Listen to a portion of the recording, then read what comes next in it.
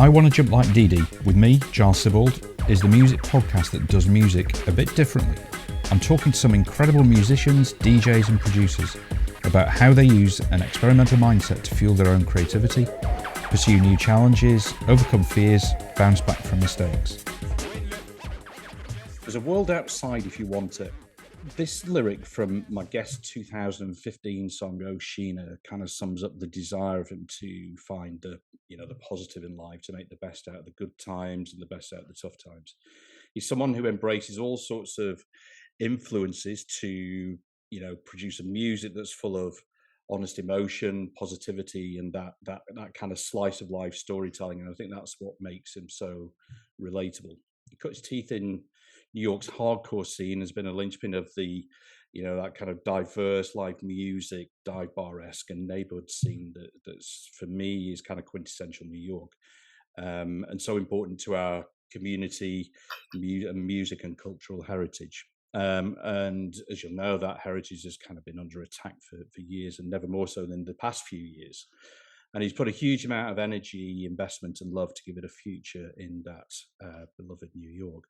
So it might sound grandiose, but I, kind of really believe that, our individual actions can help bring about a better world. Anyway, that's enough of me being a pompous dick, and welcome to a really special guest, Jesse Malin. Jesse, welcome, and thanks so much for coming on. My pleasure. Yeah, finally get it. I love the title of the name of this show, Jump Like You, right? Is that what it's called? Do you know it was yeah, it is. Yeah, it was named. I got the name. I got the name after that. You probably know it. That photo from Jeanette Beckman of Dee Dee Ramone when he was playing at the old Hammersmith. I think it was the Hammersmith Palais. Back in 1980. And it's of him sort of jumping, with his legs kind of going, kind of like that away. It's an amazing photo. And clearly, there's no chance of me ever being able to jump like that. But that was the kind of inspiration for it. Yeah. Yeah. Well, that was an inspiration for me, seeing that band play and seeing those jumps with those songs. And yeah, that time the Ramones were so vital, but and still are. I still get a lot. I think people still get a lot from their music. But yeah, great name. And I know we've been putting this back and forth to get this together for a while, so it's good to finally talk. No, you too. I mean, the it's interesting. Like the Ramones were the kind of band that like really sort of changed it for me. It was, and I remember when I first heard Judy as a Punk. It was on a compilation album. I think like the Dead Boys were on it, and there's a few of the red cover. I know the record you're talking. You know about the one, yeah. Well, it's interesting. It's a weird photo on the cover of somebody like spitting or jumping or something. Yeah, well, interestingly, I found out only probably about 10, 11 years ago who that was, and he's actually a friend. He's actually a friend of mine. He was a guy called Derek Gibbs, who was in a band called the Satellites. Wow. Who would have known? Who'd have known? But yeah, yes. Ramones, big ditto, game changer. Just game changer on.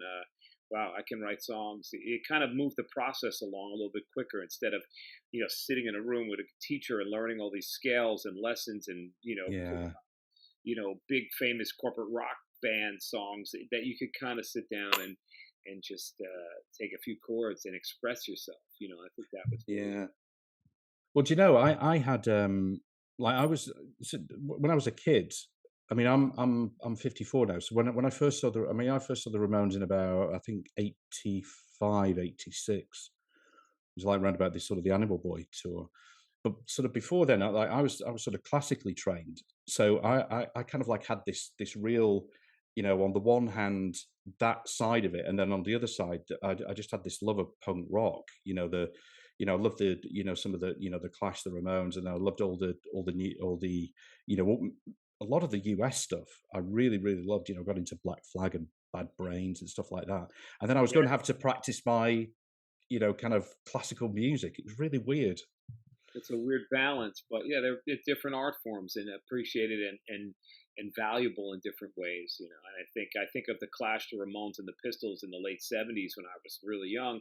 It's like the basic food groups of punk rock, and then you went out further from there and maybe dug deeper into the Dead Boys or the Buzzcocks or the Stooges, or went back into the Dolls. But Yeah. then in the early '80s, that we were part of hardcore, because what we were getting was that punk was dead and this kind of music was over in the clubs here, and that in the early, like late '79, early '80, a lot of the bands had broken up or become disco or funk or whatever, Mm. and the new sounds were coming, which more like new romantic or new wave, or more produced kind of synth electro pop stuff. And I think there was still a need with me and my friends, and I guess we felt it in our little world. But then we noticed that other people really still felt this way, and this energy and this rawness was coming back again in Mm. a new way, which would be hardcore, with groups like Black Flag, Dead Kennedys, Bad Brains, Minor Threat, and Yeah.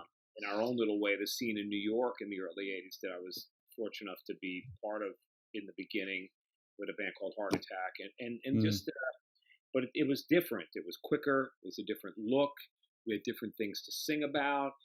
It felt like it, even though it was punk and an extension of that, it felt like it was our own time and our own period that we were part of from, '81. I kind of stopped in '84, but it definitely went on and got bigger in the later '80s. And Yeah. hardcore and New York hardcore, it's still a big thing. But what I got a lot from that period, and I think it was always instilled in me, just with a need to make things happen as a little kid, whether it be, writing a school play, or making an amusement park out of my apartment when my mother wasn't home, and making rides and things out of big wheels and boards and bed boards. But the idea that this DIY thing of, we're going to make stuff happen, do it yourself, Mm. that kind of credo that hardcore had. If there's no magazine that's going to write about you, you make a fanzine. If there's no club that'll book you, you take over a hall or a basement or a garage or an Irish Yeah. pub and put on a show. If you can't get signed, you make a label, or your friend makes a label, and you put Mm. out your own records. You book your own tours. And that's something that kind of stuck with me throughout, as I was in rock bands after that on major labels, or my solo career now. Just that Mm. mentality of that there's ways, finding ways to manifest these things, and that there's a community, as you said earlier on. Yeah. So Where did that that kind of ethos of making things happen sort of come from for you? I mean, can you sort of trace that back I to think it was the when you were a kid? desire, a drive of, like, well, I wasn't allowed to get an electric guitar, so I found Yeah. some rules, because they couldn't afford it, or they didn't believe that I was serious enough. So I took a reel-to-reel player from the '50s or '60s that was in a garage somewhere, and then I got a microphone, and I taped the microphone with all kinds of tape and gaffer electric tape, and on, and plugged it in, so it would make this nylon string practice guitar have a little more like, and I was like, I got to do this. Or, we wanted to be like the band Kiss. So we did the talent show. We borrowed all this clothes and makeup from, ripped into our mother's, drawers, and pulled out the different things to try to, Yeah. like, find a way to have this, and or borrowed guitars from people. And, we wanted to rehearse. Oh, you have a basement? You're the manager. Oh, you have a drum set, but you're a piano player, you're classically trained, you're the drummer, you know music. And then, oh, really? I'm the drummer? Like, you just found a way to make this dream happen. And it was just Mm. a burning desire that I felt infected by when I'd see these bands and hear these records, see somebody on TV like Kiss or the Pistols. It's like, I need to do this. And the burst of Mm. that energy, and to this day, music is a thing that certain songs and records and artists that are a lifestyle make you want to form a band, a gang, which is a gang, a Yeah. band, running down the street, chasing a bus. I always rate songs or bands like, would I quit school over this? Is this something that's going to make you question your whole life? Because it's a lifestyle, not just, like Billy Joel has got a few good songs, but it's not going to make me go, I'm Mm. changing everything. Or the Clash, yes, the Rolling Stones, the Replacements, the Ramones. Like, I want to Yeah. do that. I want to be with these people, creating my people, creating a thing. Interesting. About 6 months ago, I had a chat with Alice Nutter from the band, who's in the band Chumbawamba.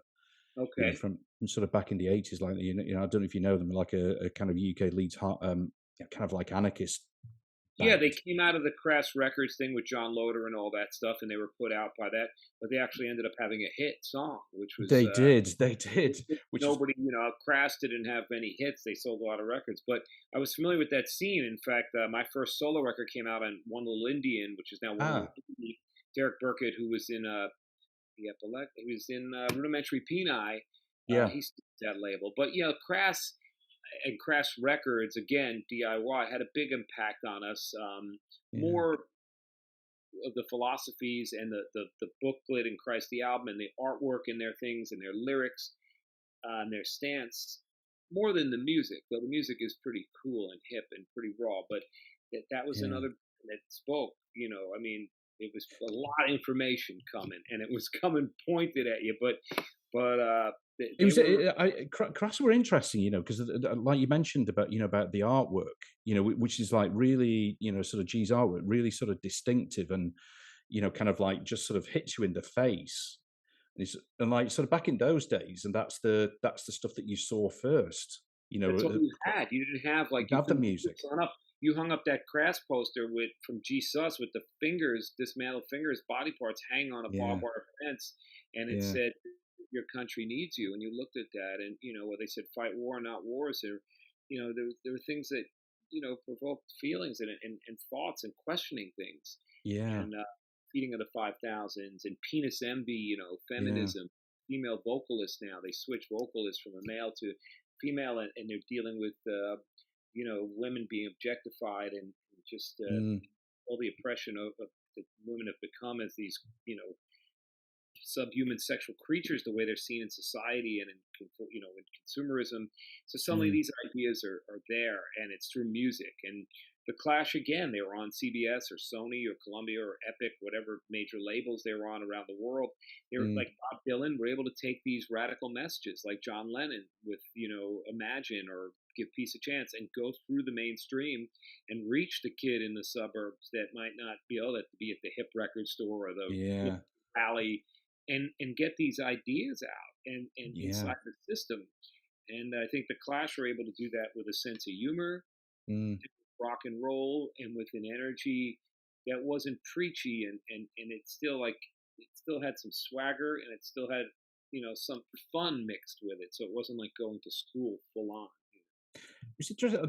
They, when they, kind of brought out London Calling, clearly a sort of like a game changer in itself, and then after that, the triple album, the Sandinista, just in terms of the musical switch which I guess had sort of been coming in London Calling, but I think that this podcast is obviously about mindset, but their own mindset of how to an open-mindedness in trying these different influences that they loved, and actually having the balls to sort of put that out in 1980.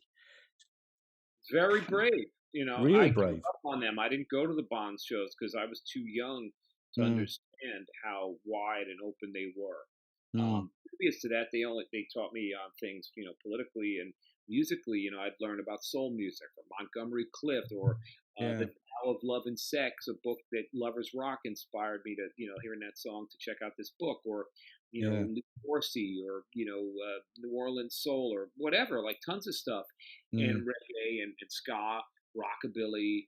But and they would do that with the bands that they'd have open up for them. Like they'd bring out a new band like the Cramps, but then they'd have Bo Diddley on the bill. They'd have the yeah. B Girls, but Lee Dorsey, and that was they felt like they were kind of fans, obviously, but also educating their young punk audience on like where the shit comes from. Yeah, yeah. And it was so wide. I mean, so ambitious. 3 records, and I still don't love it all. When it came out, I broke it into pieces because I was like, "Where are the guitars? Where's my favorite band?" And years later, I had to buy that record back. When I was 17, and realized they were right and I was wrong. But just the title, Sandinista. Like I didn't know what our country, America, was doing in Central America, or doing in what Yeah. was on. Suddenly just that word, and you again couldn't Google stuff. You had to really do the research. You had to talk Yeah. to people. You had to get newspapers, books. You had to really do the work. You had to go somewhere and figure it out. Where today you just can press buttons, and that's good too. Information Mm. is good, but dedication and commitment and showing up in person is something that I value. Yeah. It's yeah, you know, that the internet, I guess, is a sort of can be a double-edged thing that you've got just the availability. So if you have that kind of curious mindset, you can kind of go and find things out. But also on the other hand, that it can kind of make you lazy because it's all there. And I guess that's Yeah, why your or kind of it's personality or it's fits. it's a little disconnected too. It's just you're reading this thing instead of having to go somewhere or really it's another thing I think about. Like when I was growing up, I was into Kiss, that band with the makeup, and all Yeah. these older kids that had been a few years older didn't relate to it. They didn't connect to it. So we'd get beat up by the kids that liked Zeppelin and Sabbath, Black Sabbath, and it Kiss sucks. And they might have been right, like because we were young, it hit us at that age, but like people would fight over what they liked. And when I got into punk, you had to fight with a lot of people, and it was the hip hop kids on the trains, and it was all this. And then you'd see punks and skins. And then as I learned about the mods and the rockers from Quadrophenia and the stuff Mm. that people would really like, the skins are going to beat up the mods after an exploited gig in London and it's beating up people at a jam gig. Like, wow, this is so stupid. But there's a thing about people being so dedicated to what they're into that they're really in it, ready to fight. And the only thing I see now still is the heavy metal community where that people are just in it for such, for life. Or I went to a specials gig in London at the Troxy, and it was all these guys that are like ska guys. They're like Yeah. 65, but for life. And open mindedness is great, but people that are dedicated, and I don't advocate violence or that kind of, I believe in a unity of reggae and punk and black and white Mm. and brown and yellow. It's like all of us, but it's the idea that people were so passionate about what they believed in and it meant something. Now it's like, yeah, what do you like? Oh, I like a little of this, I like a little of that, and that's nice. You see these bills that are really mixed and diverse, but that people were really into their thing and they knew everything about it and they were ready to stand up for it. There's Yeah. something exciting about that, even though it's something dumb too. No, I completely agree. I mean, I think it's you know, I get really encouraged when I sort of see that on that one hand, that kind of complete passion for for sort of what you're into and sort of belief. And it's interesting like that. Like you can have that in in stuff that you kind of consume. Yeah. And I've kind of felt this, I guess, myself, that you have that kind of conviction. Then when it comes to doing things yourself, sometimes it kind of fails you. It's a weird sort of dynamic that you can be totally convinced that what you're listening to and what you're consuming is right. Then you come to create your own stuff, and it's like, ooh, I don't know, not kind of sure about that. If you're just shooting from your heart, and you get there. It's just Mm, pure and honest and fearless, and be able to fuck up and realize everybody starts somewhere.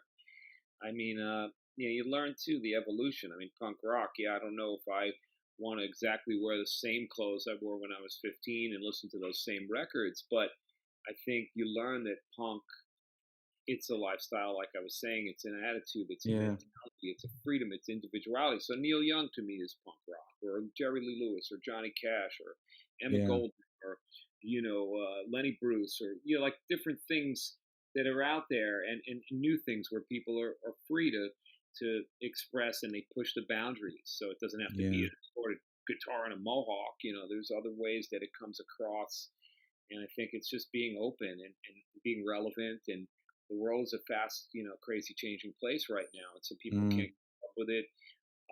But there are always people that are battling, and I think that we're as a race. In some ways, we've done so much, and in other ways, it's so primitive and so depressing. And I mm, think that if anything, the pandemic and COVID and stuff said to me, we're really all in this together. For years, I've been saying on stage, we're all live right now. It's like we're in a small planet that we all share, yeah, and we fight over wars, over religion. Your God is right, my God is right, but we all bleed the same color. You cut us open, and it's just we're human beings, and traveling in a band, you realize it's a small planet, and we don't take mm, care of each other. We don't take care of. We're so into this fighting stuff, and I think there was an equalizing thing about COVID that mm, everybody was kind of like stuck at home. Everybody had the same fears, like things shut down, and yeah. something about that showed like, look, man, it's fragile. We're together. We're made of the same shit. Have you like with this, the stuff that you've done over the years, whether it's kind of like your music, your creativity, your musical direction with some of the I talked in the intro, some of the support that you've given to the kind of New York scene. Have you dealt with, or in fact, have you faced, kind of fears and anxieties when you've been going through your life, and how have you Um, kind of dealt with those?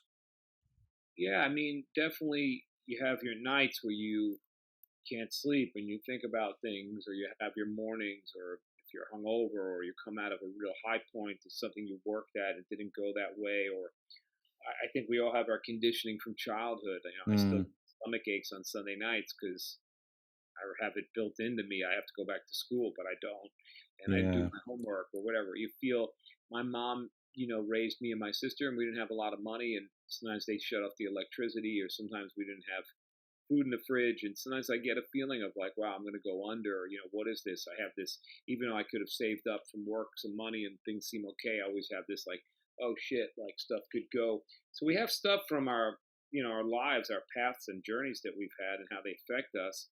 And then in the general world, there's an uncertainty. But I think the anxiety I deal with from a few things. I mean, records always spoke to me. Music yeah, always said, look, I'm not alone. It's okay to be different. It's okay to be scared. And it gives that, as Billy Bragg was saying the other night at a show I saw, an empathy that, there's someone out there that understands you. And songs spoke to me, and they still do. That's the beauty of why I still love music. yeah, It's a friend that's out there, another voice from other totally, places saying you're right. So hearing it, listening, going to shows, that community. But yeah, going out for a run, working out, that kind of helps with my anxiety, forward motion. It's good for creativity. It's good for obviously for your health reasons, but for mental health, I think it reduces that. I think that playing music, but that's me. I feel fortunate that I connected with a guitar and with songs, but I yeah, feel that every person needs an outlet, needs something, whether you're a housewife that does a garden that gives you great joy and peace, planting and watching these things grow, and yeah, having something to release that anxiety. So the physical workout, which can be great for creativity, like Bob Marley, like lively up yourself, work out yeah, and get the creative blood going. But playing shows, I feel very grateful. You get on stage and, you just, the pain goes away. A lot of the anxiety slips by, but it's yeah, in us. It's going to come back. And the thing I think also is to tell yourself it's going to pass. Like this, even like, I once had a panic attack on an airplane. I was in the back row. It was hot. yeah, And I never knew what this was. I watched girlfriends and friends of mine have these panic attacks. Like, what do you mean? Get over it. What's wrong? But to know, and like, I just tried to laugh through it, even though I wasn't thinking it was funny. But laughing and thinking that this is going to be momentary, or it has to pass, and that yeah, these things pass, and that there's small bumps in the road compared to the big picture. But we all hit these. I'm yeah, Mr. Positive Mental Attitude. I try to wake up every day excited about things and make things happen, and believe that a new day, that just the power of the sun coming up is like this force that like shows like life. Yeah, here we go. There's yeah, the light. But we all get into these dumpy places that last long, and you don't know what's going to do it, and mm, how you're going to get out of it. But if you could tell yourself that you're not alone, that other people have gone through this and lived, I think that's how, I guess, AA, NA meetings, support groups, things like that support. work. Just to have someone else say, "Yeah, I've been there and I've gotten out of there, and you can," and here's a few tips. So, I guess that that's sort of where your community, is really important. That community for that support network. going to a show in a room full of a dark room full of strangers during COVID. I missed the people getting together. Yeah, I did live streams. We were connected Yeah, on Zoom. People out there, ideas. You knew you weren't alone. But to go to a place like that's the church. Like to go to some show, to see Nick Cave play in a theater with 2,000, 3,000 people that all yeah, love these songs. And you don't know, and you turn around, or you're at a Pogues gig or a Gaslight Anthem show, or whatever, and everybody's dancing and like, wow, like this is it. And we don't know each other, but something that yeah, came from this brought us here. And that's why I like New York. You walk out your door and it's full of strangers, and you stumble into people, and it's less lonely. If I wake up in the middle of the night with it's 5 in the morning, 6 in the morning, and I can't sleep, I'm having anxiety from heartbreak or from yeah, whatever fear of something.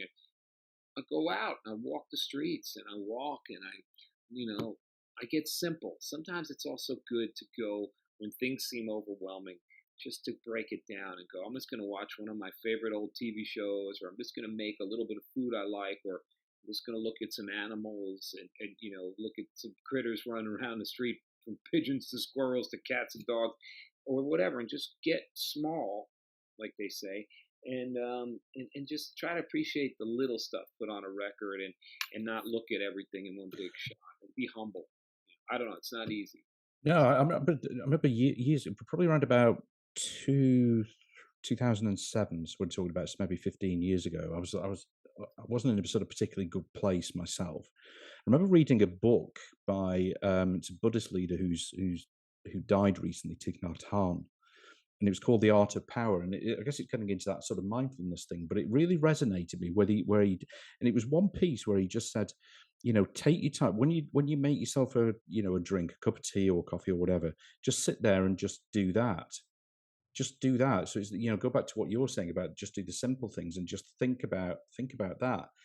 It can Yeah, you can sometimes keep it just simpler and just get into your the breath. But difference. I know it's all sounds so granola, but it can help to not try to take on the whole world at those moments. And also, I I enjoy nightlife of bars and that community of people sitting and going to a bar and talking and hearing Yeah, music and talking about the world. I think, especially in your part of the world, I think they do that in a cultural way that makes sense, and that's a community. But yeah, alcohol and other substance can be a real poison. So I drink when I'm feeling good about things. When I'm bummed out and I'm freaked out, it's like pouring, gasoline on a fire. yeah, yeah, yeah, I'm like upset about shit. And oh, let's go out. I just had a I just lost my job. Let's go get wrecked. It's only going to come up back at you a lot worse. So for me, I try to save those moments, and those beers taste better. It's almost like a commercial in America, Miller time. After like you've worked at something you're really happy about, or you're proud, you just did something, and you get together. That drink's going to feel better. It's going to sit better on your body. I mean, because all that shit, alcohol, and all that stuff can add to anxiety. Some yeah. nights it wakes me up in the middle of the night if I go out drinking, and I wake up now as I get older, and I'm like, wow, I just had bad dreams, and I Oh realize yeah, it's the alcohol. It didn't happen when I was like 20. I could totally. do all kinds of bad things and sleep the night, but my conscience and awareness and care for trying to be a better person in this world is something that's more apparent and more of a stronger force at this age, anyway. So Yeah. What's more? I think getting I mean, I was going to say that the environment that the sort of the physical environment. Obviously, New York is incredibly important to you. It's, I remember I did a podcast episode sort of way back with Jessica Louise Dye from the band High Waisted, who are in New York, and she said that New York became the fifth member of her band, and I'll always remember that. And I thought, wow, that the importance that some people can attach to their physical environment sure. And is if you kind of write about incredible. that, if you use it as part of the art, yeah, of course. And it's not just for me, New York. I love London. I love Mm, cities. I even like Los Angeles as much as you got to drive around. I mean, there's things about it that influence. I mean, I guess the Beach Boys, LA is probably a character, a member of their band too, maybe. yeah, But like, Taxi Driver, I've always loved that movie. Some people know that. yeah, I used to music in my shows or whatever. But Martin Scorsese says, that New York is one of the characters in that film. So yeah, totally. to the artist you spoke about, her band. But yeah, you find a way to take in the place that's around the environment, and that affects your art and affects your mindset. And it also can create an atmosphere that people I didn't go to California until I was a lot older, but listening Yeah, to the Beach Boys and things like that, I felt like I had an understanding of that culture out there. And mm, even some of the hardcore bands that came out, like Circle Jerks, that were very LA, or certain groups, like they just had a certain way of singing and talking about in places. When I go somewhere, I tend to want to, go to London, and I look at all these street signs or tube stations in places that I heard in songs, and I'm like, wow, I mean, I first went there and there's a song by The Clash called "Stay Free," and I saw a Yeah. crown. I said, "Oh, that's the crown from," and I realized it's like a chain that there's a whole bunch of crowns. I'm still trying to find the one that's from the "Stay Free" song. But like, yeah, there's things that are like these spots and or songs talk to you about. Like, I got to get to that place. When I was a kid, I wanted to get to Second Avenue or whatever. I just heard about it in a song. And you get there, it's different, and you find your own, story with it all. But that's kind of Have hard. you how have you found that you yourself have adapted to the, the changes that have gone on, let's say in New York, 'cause that's obviously your home, with sort of attacks on the, on culture, with, different, I kind of guess different demographics and things like that. Yeah, well, I think people say, "Oh, New York's changed so much. How do you live there? It's horrible. It's not the same." But I travel, and the whole world's changed, and that's really the thing. Like with gentrification Everywhere. Yeah. and chains, corporate chains and all that are we have the same stuff. Starbucks over by you, by me. Mm, It's all there. We're all being, you go to Russia and you see McDonald's in Red Square and Subway sandwich mm, shop, and so we're all going through that. But there are still those great things, and that's the people. You still walk out your door, and things just happen. You bump into all kinds of cultures and age groups, and you just walk down the streets, and there's still things they can't destroy. There's buildings here that have been here for hundreds of years. There's still some communities that still have their foothold, Chinatown, or go out yeah. to Coney Island, and you can feel things from over 100 years ago that were built, and people are still enjoying these roller coasters, or the boardwalk, or the ocean, or and I think that as much as the things change, there's still people. There's still kids looking to shake stuff up, create new Mm, bands. To go out, it might be different.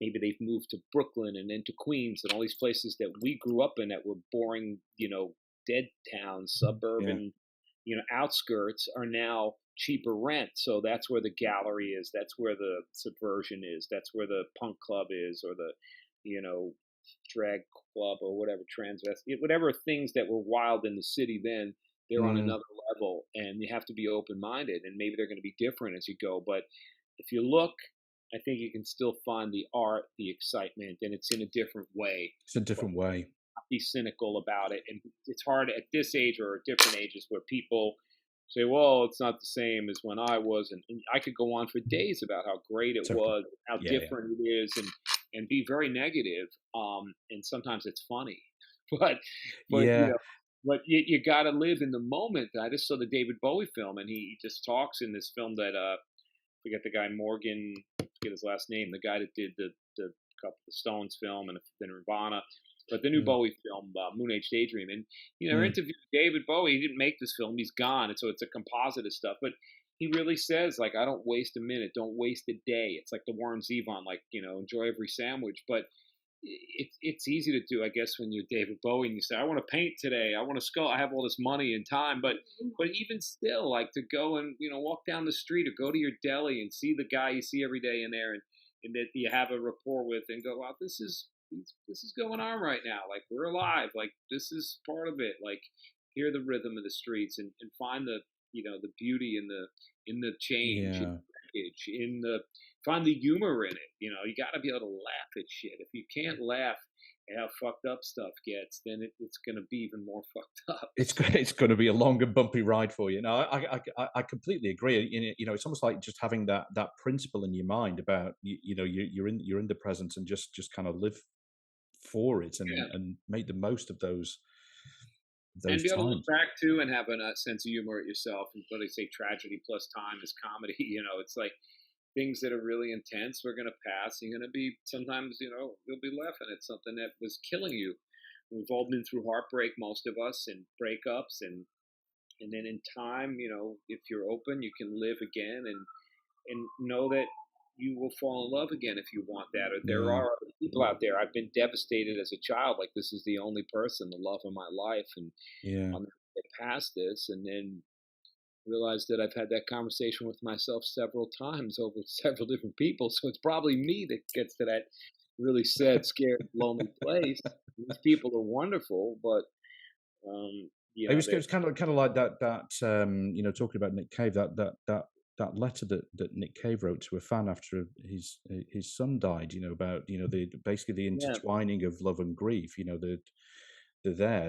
That's kind of part of the deal. That's very the thing. open of him to share that with us and to understand that because the guy got hit twice with deaths of Yeah. sons, and yeah, I read an article in the New York Times about him talking about that and how the fans helped him a lot, the music helped him a lot in the healing of it. And so, yeah, there's definitely a fine line, it's part of life. Like these horrible things Mm, are part of the experience, and that like when someone says, "Oh my God, someone died," and it's such a terrible loss, but every little bird, every big tiger, every man, every woman, we're all gonna die. It's hard, but to mm. accept that that's part of it. You're talking about Buddhism or whatever. Certain cultures have a better peace and understanding with it.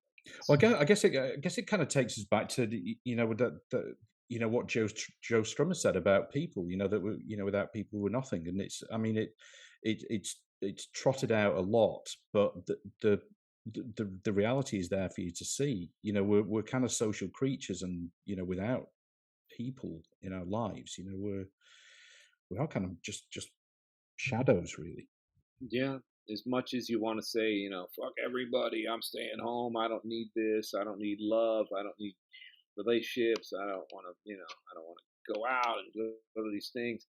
But I think everybody fights that loneliness and wants, that human connection in some way, as much Yeah, as they deny it. And if you can be open to it and realize that you can sometimes get these gifts um, from different places, and that these little miracles and these little bursts of beauty and art and life come when you least expect it, and not always. It isn't always at the cool club, at the cool chick or yeah. cool guy or whatever. Sometimes it's in, like I said, some old man telling you an old story about his life, or just an interaction you have, or the way you look at a dog on the street that barking at Yeah. you. Do, There's things. it's interesting on kind of like way of life. I don't you probably know, but in as we said, before we started recording, I've been at youths who's got a place near Granada, and in Granada there's a square, a plaza that's named after Joe Strummer, and it's a quiet little square, with some old sort of crumbling buildings, Uh-huh. and it's really quiet and sort of peaceful, and you can just imagine sitting there and just kind of striking up a conversation, Right. with somebody. It's that sort of place where people would just sort of go to sit, just to sort of get some quiet time away from the city and the heat. There's trees around and those kind of lovely things, and it's just kind of nice to. Maybe I'm just sort of romanticizing it, Oh, but I got it's to just kind check of it nice to out. You're think about making that me stuff. want to go there. I know Joe loved those parts of Granada in Spain, and Yeah, it's a beautiful city. It really is I've just never been. We've stunning sort of toured over place. there a bunch, but not. But yeah, I think you also have to carve out that time for yourself to go and kind of, as a writer, I tend to, I'm busy all the time in New York and there's all this energy, or I'm on the road and there's all this stuff. But Yeah, sometimes, with the phones now and with the computer and with all the technology we have, the constant barrage, social media, but sometimes I think it's important to get quiet and shut off this stuff and just kind of observe. And for the creative stuff, you need to fill the tank up when it's empty with new things. And sometimes I like to be more, watching the world as a movie as opposed to like starring in it and being in it. Sometimes I just want to be the passenger, like when you're a the kid looking observer. and someone's driving you in a car and you're just looking at the world. And as a kid, I'd get into this meditative state, just looking out the window and going down the highway. It felt like I could understand, the perspective of the world, just the motion and the view. And I think sometimes you just need to shut up and just watch and feel, and not be full of stimulus and constant barrage and blabbermouth Malin. Yeah. So, So you've got just to sort of finish off, Jesse. I know you've just released or sort of re-released "Glitter in the Gutter." How does it feel to have that out, and then what's coming next? Yeah, we had Sad and Beautiful World, a double record had come out, and we made Yeah. it during the pandemic, and then it came out. We toured to make up for lost time. It came out September 21. We toured till August 22, pretty much. Yeah.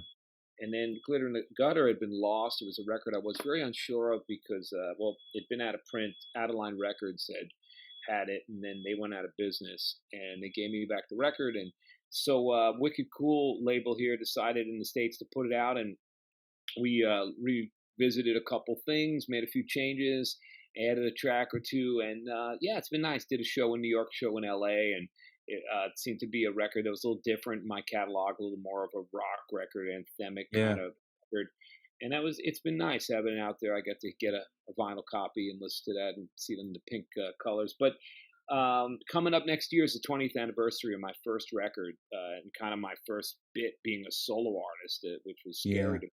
So the Fine Art of Self-Destruction was the name of that record. And so it's the 20th anniversary. There's a special version of that coming out, and with a bonus disc. And we're going to do a tour in the UK and Europe, Marvelous. mid-February to March, and then one in the US of this record in full, and Yeah. then a bunch of other songs from the other records. And so that's the thing. And as I sit here, I'm writing what will be hopefully, when it comes, the new record, and ideas for possibly a book, which sounds pretty grandiose and Oh, scary. wow. Thing. But yeah, that's that, and that, and listening to some music and going to some shows, and just I think I'm fine with that. It's beautiful here in New York. October, it's like the best time of year. Yeah.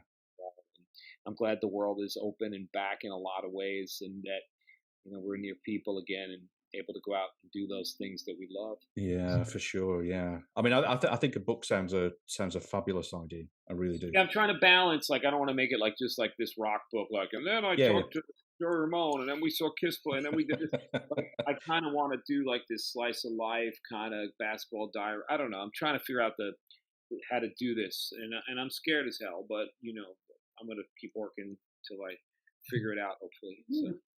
That's where those sort of fears come in, and how you get over them. You got to go right for them. Yeah. When you're scared, then you go, all right, I got to do this. It's like, that's why I ride roller coasters. I'm like, oh, I'm scared. Well, let's do it. Let's get on stage. I'm scared. Let's do it. Let's do this podcast. It's scary in my house. Oh my God. Absolutely nailed it, Jesse. Absolutely nailed it. It's brilliant. Oh, well, thank you, man. Really appreciate doing this, and let me know when it's going to air so I can give it some push on my channel. I will do for sure. That's brilliant, Jesse. Much appreciated. Really great to talk to you, man. All right, Doctor. Have a great day. Thanks for listening to the show, and I really hope that you enjoyed it and that you'll tune in for the next episode. In the meantime, it would be really awesome if you could rate and review the show, and also share it with any friends who you think might enjoy it.